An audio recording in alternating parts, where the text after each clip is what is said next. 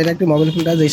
যেসব গাড়ির আপনার ইঞ্জিন হিট হয় এবং ইঞ্জিন চলতে চলতে বন্ধ হয়ে যাচ্ছে এবং ইঞ্জিনে পর্যাপ্ত পরিমাণ হিট, আসলে ইঞ্জিন হিট হওয়ার কারণ আপনার 2-3টা থাকতে পারে। সেই কারণগুলো আপনাদের আমি জানাবো এবং ইঞ্জিন অতিরিক্ত গরম হয়ে যাওয়ার কারণ সেই সম্বন্ধে আপনাদের আমি জানাবো। এটা আছে একটি মোবিল ফিল্টার এবং এই কারণ বলার আগে আপনাদের কিছু জিনিস আরও বলা দরকার। যেমন আপনার ইঞ্জিনের যদি মোবিল অথবা যে লুব্রিকেন্টটা আপনি ব্যবহার করছেন সেই মোবিলটা যদি ডুপ্লিকেট হয় এবং কমা হয়, বাজারে এখন অনেক নকল আপনার আছে লুব্রিকেন্ট পাওয়া যায়, সেগুলোর কারণে মূলত আপনার ইঞ্জিন হিট হতে পারে, এক নম্বর কারণ। দ্বিতীয়ত আপনার রিং পিস্টনটা যদি কিছুটা দুর্বল থাকে, যেমন রিং পিস্টন দুর্বল থাকে যার কারণে আপনার ইঞ্জিনের মোবিল 1 লিটারের পরিবর্তে দেখা যাচ্ছে 700-800 বা 200-300 কমে যায়। এর কারণে আপনার আছে রিং পিস্টনের দুর্বলতার কারণেও ইঞ্জিনটা হিট হয়।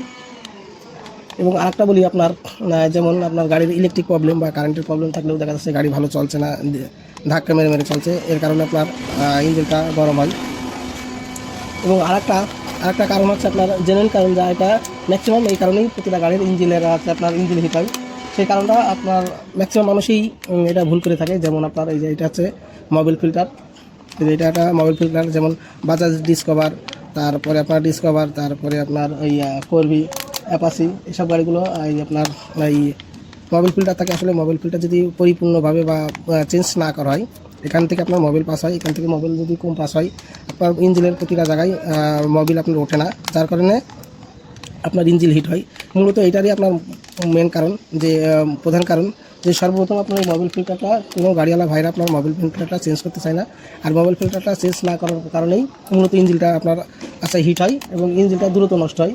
তাই আপনারা এই মোবিল ফিল্টারটা প্রতি 3টা মোবিল পর আপনার মোবিল ফিল্টারটা চেঞ্জ করতে হবে। এবং এই মোবিল ফিল্টার, এই যে আপনার এই ফিল্টার দেখছেন, এখান থেকে মোবিল প্রতিটা ইঞ্জিনে এবং ধুলোবালু এখান থেকে আটকায়, যার কারণে আপনার এটা চেঞ্জ করতে হবে। ধন্যবাদ।